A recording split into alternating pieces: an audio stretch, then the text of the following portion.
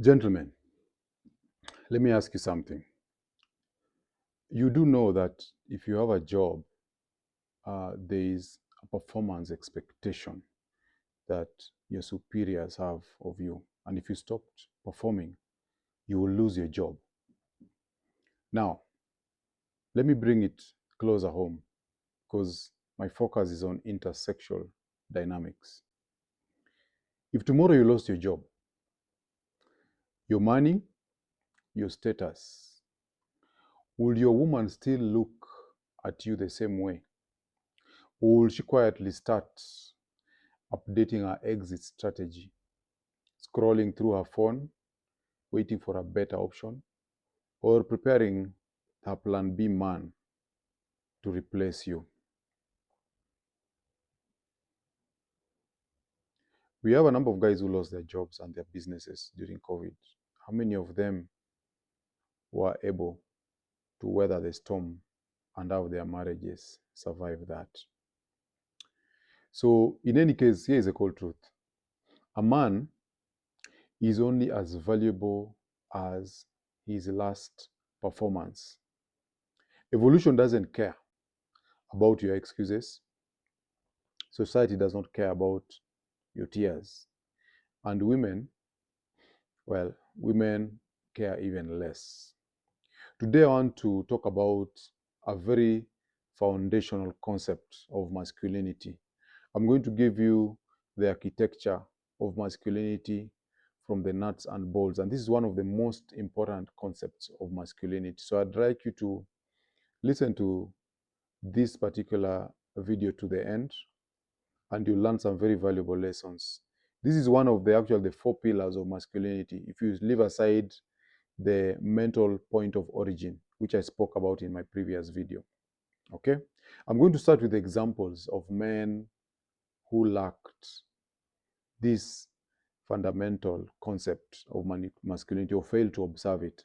And I'm going to start with one of the strongest men known in myth and history. This is Samson of Manoah.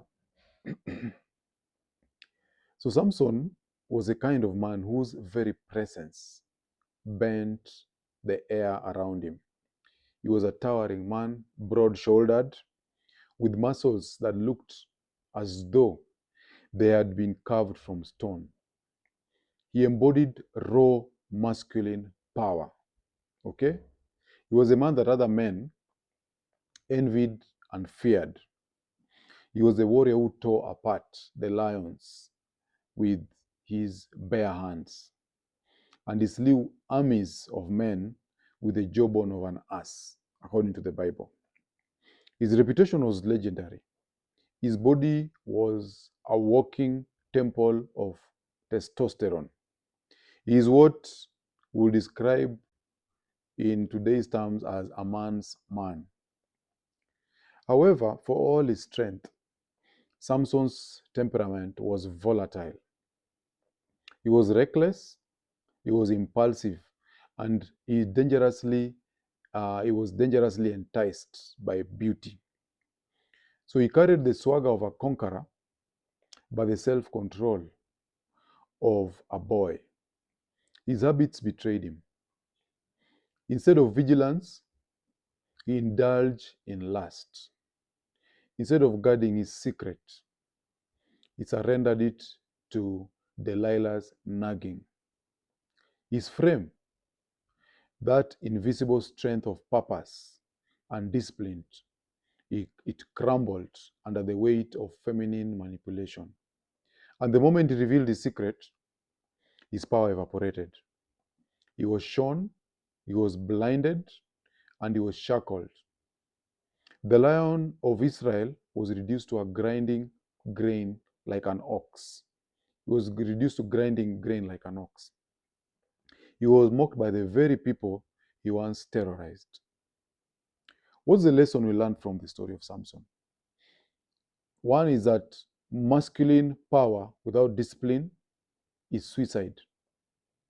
Lust without mission destroys even kings. And Samson reminds us that strength of the body means nothing without strength of frame. We will look at another example, Napoleon Bonaparte, who moved from emperor to exile. Napoleon, you guys may know from history, was not physically imposing. Okay, he was shorter than most of his friends and most of his soldiers. He was he had a stocky build and had some piercing, restless eyes. I actually mentioned him in Unplugged 4 when he meets Simon Laplace, the physicist. But he possessed an aura that filled entire battlefields. His energy was volcanic. His willpower was unrelenting. He was a general who marched with his troops, endured their hardships, and electrified them with his presence. By his 30s, Napoleon was a master of Europe. He was crowned emperor of the French people, and his name was whispered both in awe and dread. However, the sharp edges of his character, ambition, confidence, and hunger were soon dulled into arrogance and overindulgence. He was once lean and tireless, but now his body became thickened with age and excess. His habits also changed. A man who once thrived on precision and calculation, he began gambling with entire nations as though they were chess pieces. His discipline faded into impatience, and his resilience faded into rashness.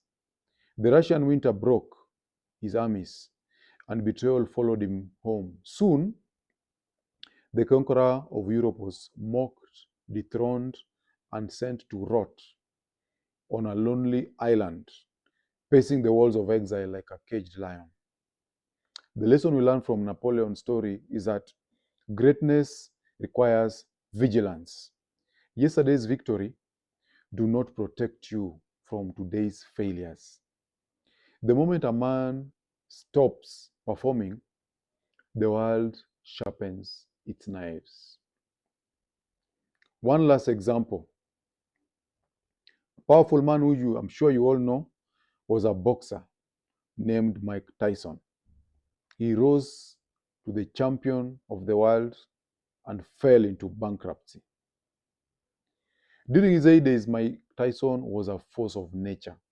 He was a compact juggernaut with bulging muscles, a predator's stare, and the feral movements of a panther.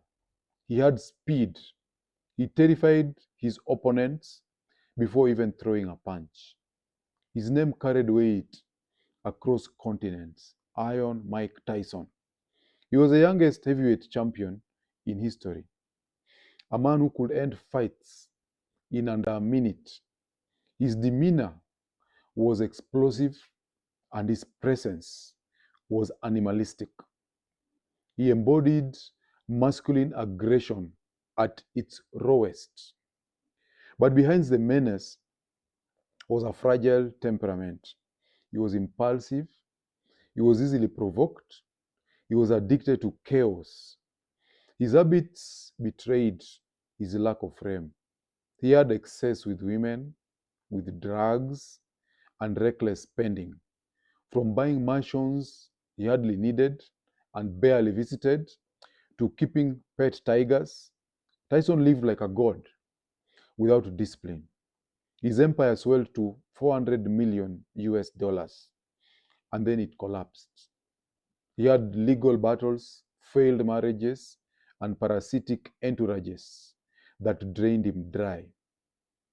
Within a decade, the most feared man on earth was bankrupt, humbled, and ridiculed. What do we learn from Mike Tyson? We learn that even the strongest man becomes weak when he abandons discipline. Without performance, without control, power evaporates. Tyson teaches us that brute strength without frame is as fragile as glass. Now, today I want to talk to you about an important concept that Rollo Tomasi calls the burden of performance. And I want to start from the beginning, from our evolutionary past. Okay? Because that's where it starts. Nature has it that men biologically have between 10 to 20 times more testosterone than women. Okay? Because of testosterone, that's why we are, as men, we are larger, we are taller, we are faster, we are more aggressive, we tend to violence much more than women, and we are more driven by libido. Okay?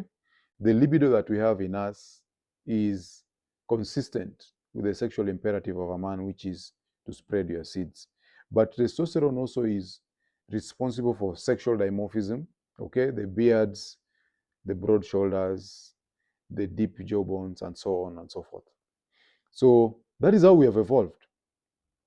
Women carry wombs to multiply the tribe, and men protect, build, and provide. In the Bible, we see the story of Adam and Eve, and Adam is cast to till the land. We're going to revisit that. Okay? In the book called Evolution of Desire by the evolutionary psychologist David Bass, he shows how women's sexual strategy, hypergamy, is wired into their DNA.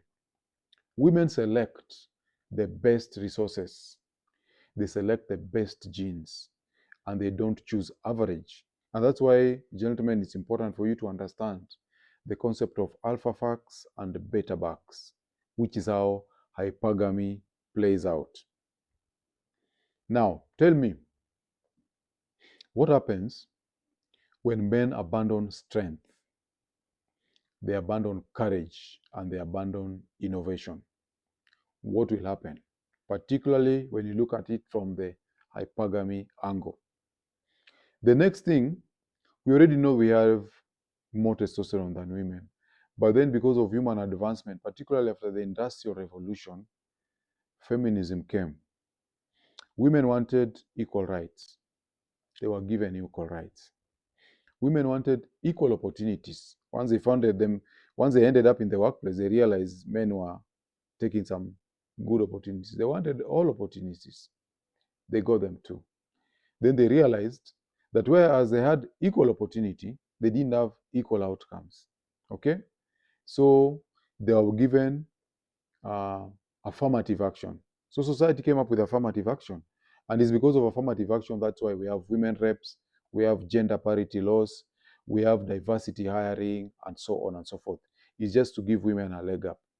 And today, women outnumber men in Western universities. Even here in Africa, we've seen several universities where the girls are enrolling more than boys.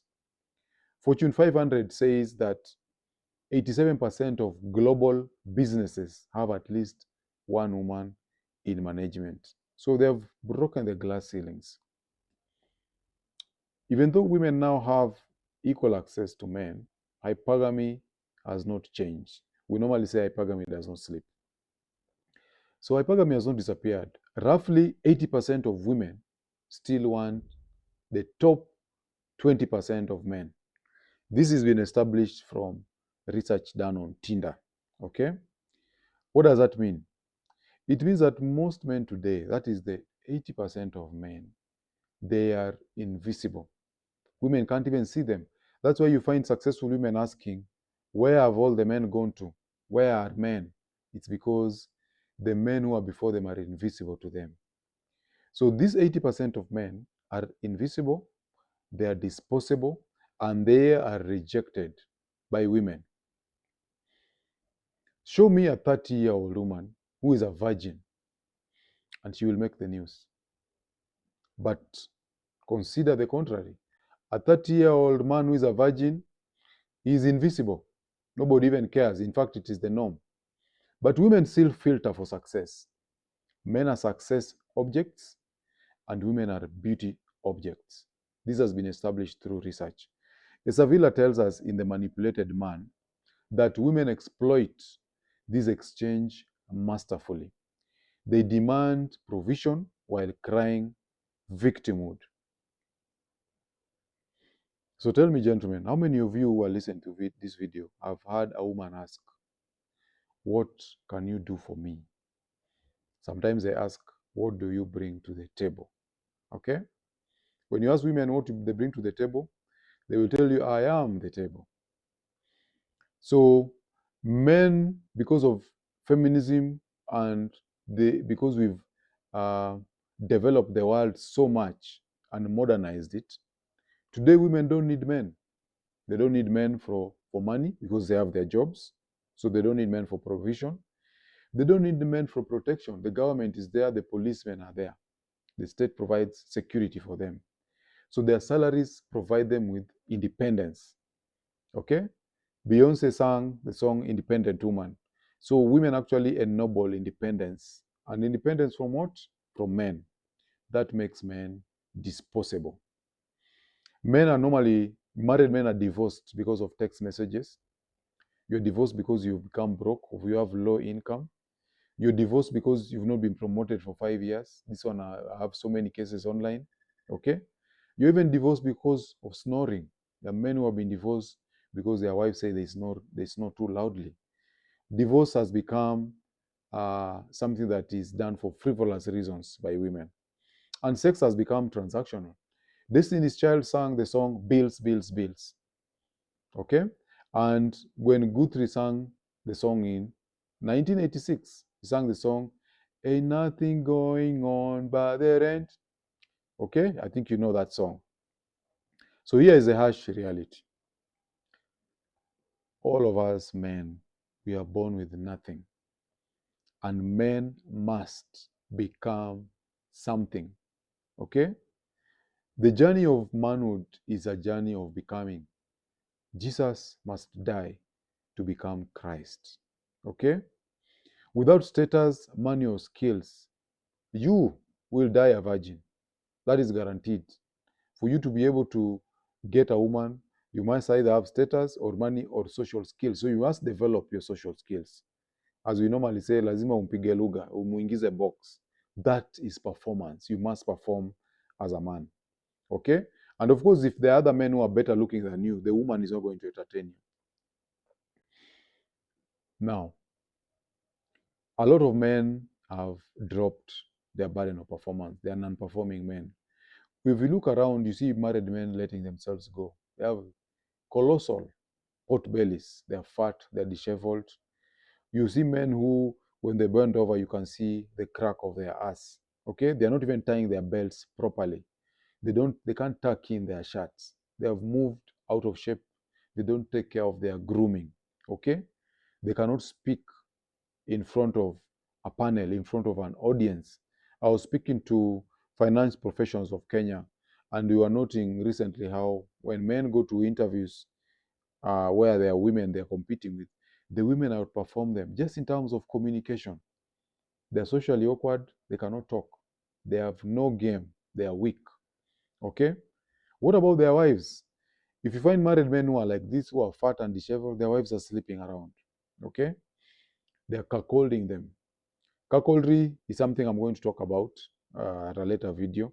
So they are raising other men's children. This is why 30% of men who go for paternity tests, they actually fail those paternity tests. So gentlemen, you must perform. This is something that Rollo Tomasi, the author of Rational Male, calls the burden of performance. Okay? And that's the subject of this video. A burden of performance means a man's value is never permanent. It must be proven daily. And it's one of the reasons why you'll keep getting shit tests from women. So a man must prove his value daily. I've given you examples of Napoleon, of Samson, and of other men who, once they stop performing, like Mike Tyson, you'll be knocked off your pedestal. You will lose your position in society. You will lose money. You will lose respect. You will be mocked. And you will even be killed, like Julius Caesar was killed when he lost focus and when he was chasing Cleopatra. Okay? So, gentlemen, we must embrace the burden of performance. Thomas Aquinas, the theologian, said in his book, Summa Theologiae, he said that nations are built stoic. but they die Epicurean. Just like Mike Tyson became the champion because he was disciplined and he was stoic, he also lost that when he started indulging himself. Being Epicurean basically means indulging in pleasure. Okay? So the same thing happens to men, it's true for men. Nations rise with discipline. We saw that in Roman Empire, the Greek Empire, and so on. But they collapse when the men choose pleasure over performance. Okay? So, gentlemen, the testosterone we all have, it's like a nuclear reactor. It fills us with energy, with aggression, with focus, and with stamina. But testosterone is not given to you for Netflix binges. Testosterone is not for playing games on your PlayStation. It's not for PlayStation marathons. As we normally say, sheep in the harbor are safe, but that's not what sheep were built for. So you, as a man, you are built to lift heavy. You are built to conquer. You are built to innovate. You are built to smash goals. You are built to leave a mark. As Rich Cooper puts it, you are built to make a dent in the universe. When you are obese, when you are lazy, when you chase women instead of excellence, you are rejecting your own biology.